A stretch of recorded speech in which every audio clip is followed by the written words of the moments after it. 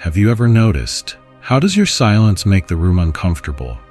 How your stillness speaks louder than all the noise around you. You don't raise your voice, you don't perform, and yet people shift in their seats, unsure of what they're feeling.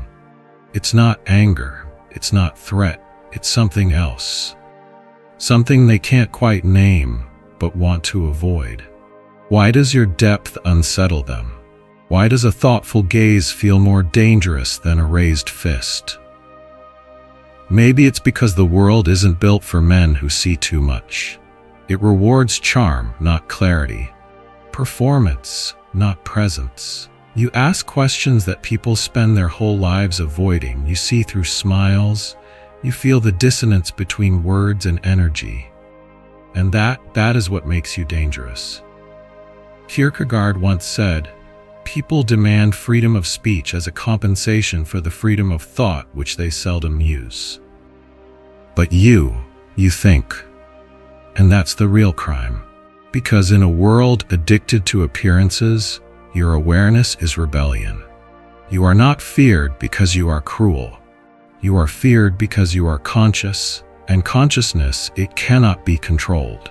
They say danger wears sharp edges, but sometimes it arrives quietly, in the form of a man who sees. Not the kind of man who dominates the room, but the kind who doesn't need to. He watches, he listens, and in that silence, people begin to unravel. Because he's not here to perform. He's not here to be liked. He doesn't follow the script. The one where a man must flatter to be desired, must chase to be chosen, must dim his insight to be safe. No, this man disrupts without raising his voice. He unsettles not by force, but by clarity. And clarity, in a world addicted to illusion, is terrifying. You see, society isn't afraid of violence. It's afraid of unpredictability, of men who can't be boxed, men who don't beg for roles or rehearse for approval, men who don't need to be needed.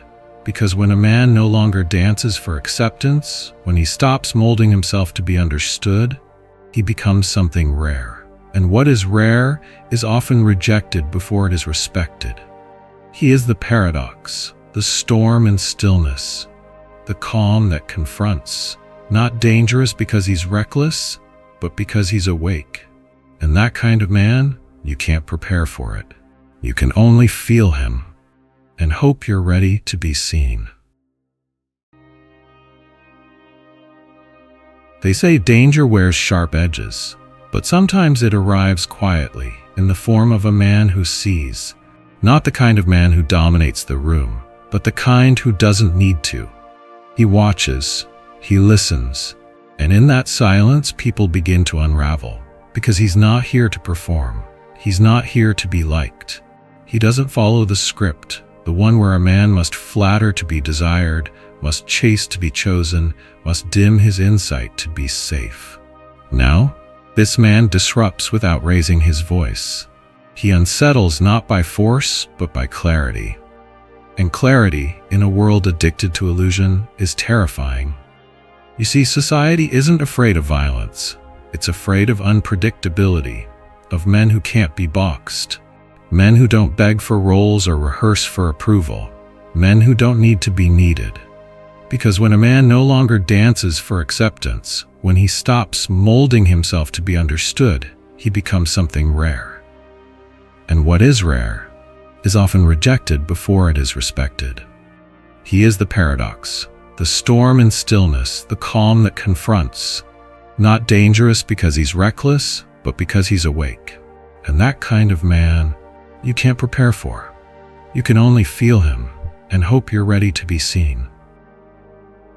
And when that kind of man loves, it doesn't look the way the world expects. He doesn't chase, he doesn't perform, he doesn't sell parts of himself to be chosen.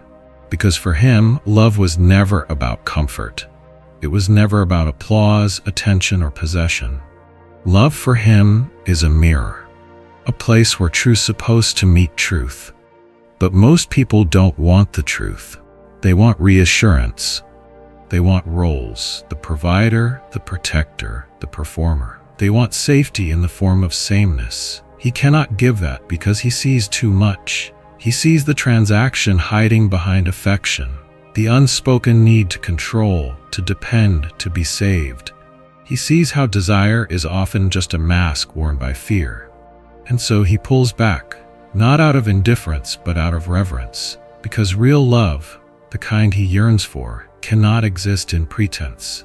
He won't flatter your ego just to keep you close. He won't silence his intuition just to fit into your fantasy. He would rather be alone than lie, to you or to himself. And yes, that kind of love is rare.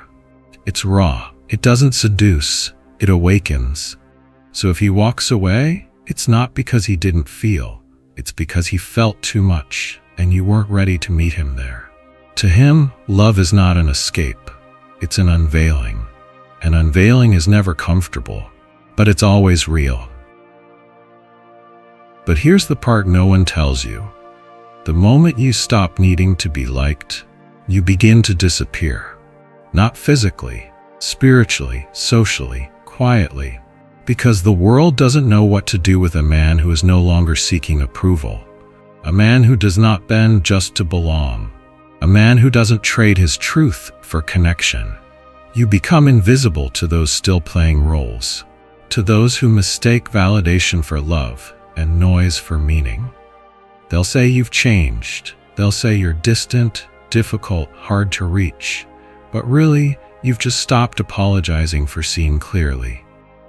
And clarity, in a culture addicted to confusion, feels like rejection.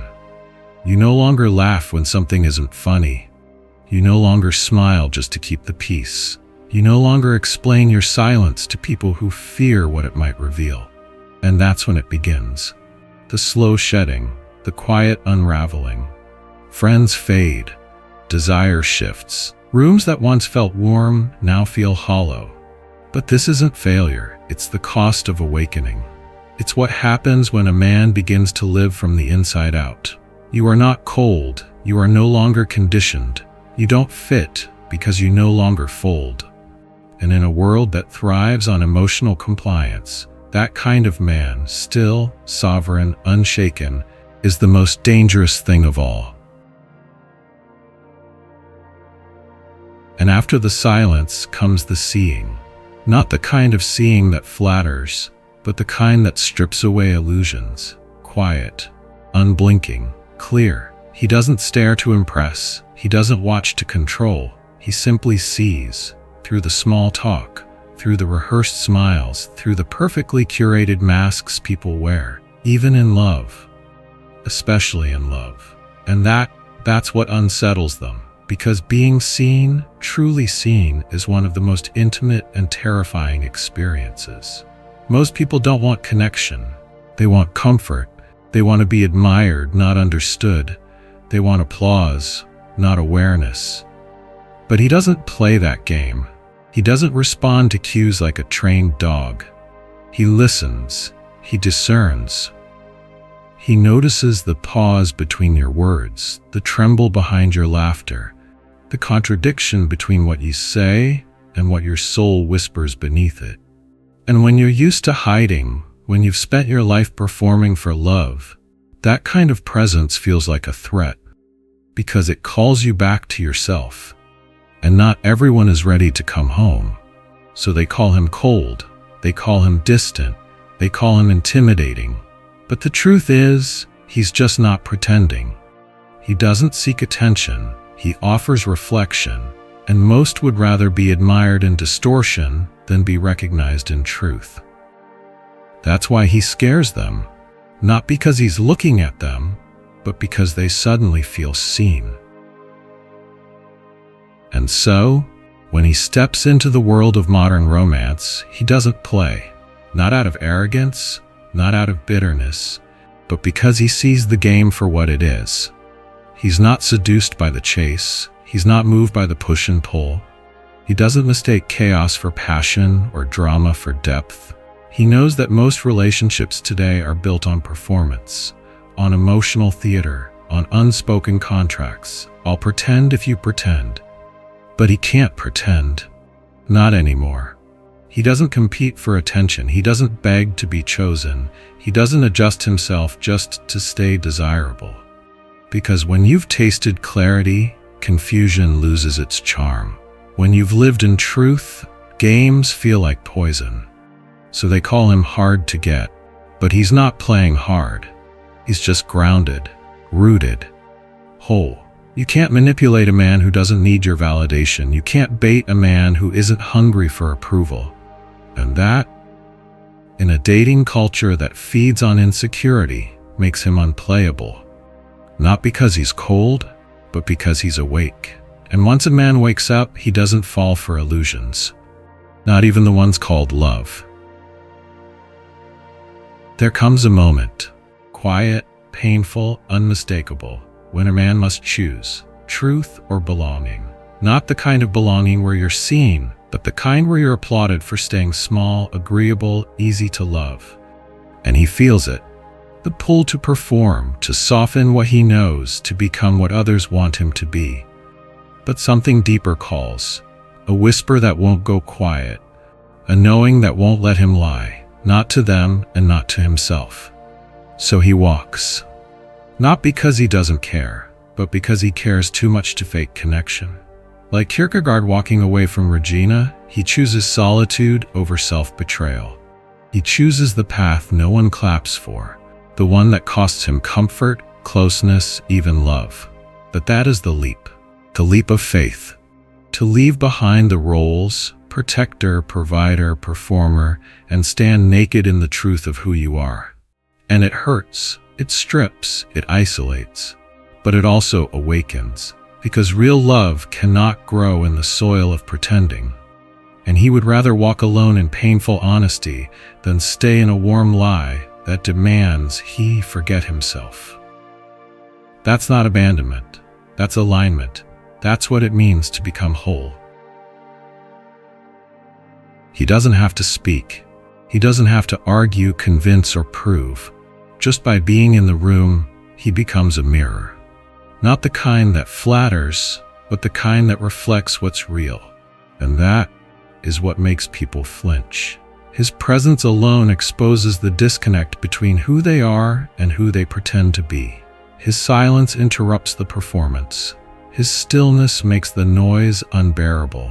His clarity disturbs the comfort of illusion.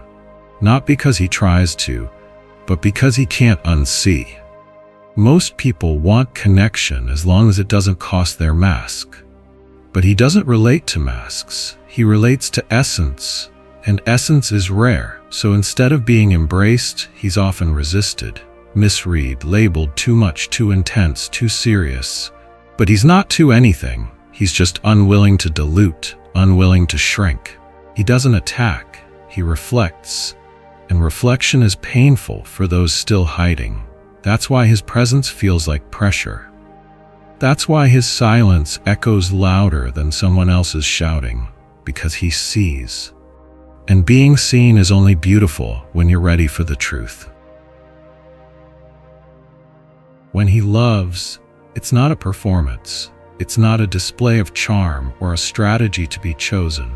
It's not about filling silence or avoiding loneliness or proving his worth.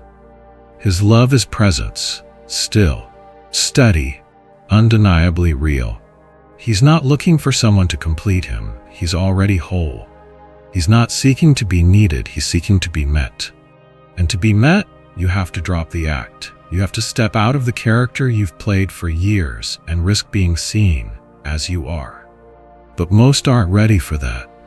They're used to love that entertains, love that distracts, love that feeds the wound but avoids the truth. He won't do that. He doesn't mistake attachment for devotion. He doesn't confuse possession with intimacy. He doesn't play the rescuer or the rescued. He wants something deeper, not attention, alignment, not fireworks, resonance. To stand in front of each other with no mask, no performance, no need to impress, just presence, just truth. That kind of love feels unfamiliar, almost uncomfortable, because it doesn't pull, it holds, it doesn't entertain, it reveals. And to receive it, you must first be willing to see yourself. Becoming yourself, truly, unapologetically yourself, isn't a journey crowded with applause. It's a quiet road, often lonely, sometimes aching, but always honest. Because the moment you stop performing to be loved, you start losing the people who only loved your performance. And it stings. You'll feel the silence after you stop over-explaining. You'll feel the distance grow when you stop saying yes just to be accepted. You'll feel the cold when your truth no longer fits their expectations. But that silence, that distance, that cold, it becomes your sanctuary. Because now finally, you are with you. And it's in that sacred solitude that something stronger begins to grow. Not armor, but clarity. Not walls, but rootedness. You stop chasing what was never worthy of you. You stop apologizing for seeing through the game. You stop needing someone else's comfort to feel at peace within your own skin. You don't reject love. You just no longer trade your soul for it.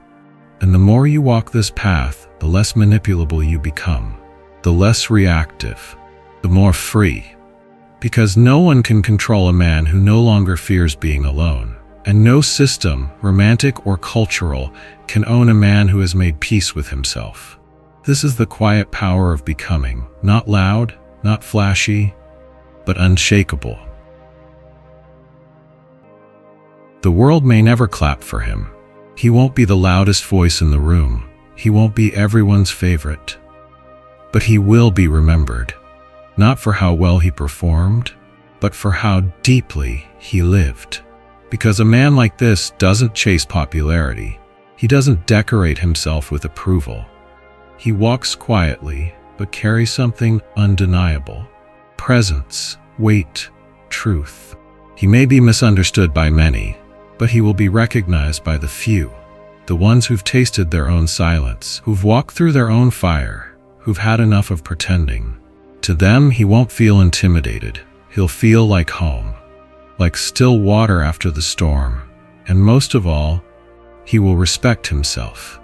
Not for being perfect, but for being faithful. Faithful to what's real.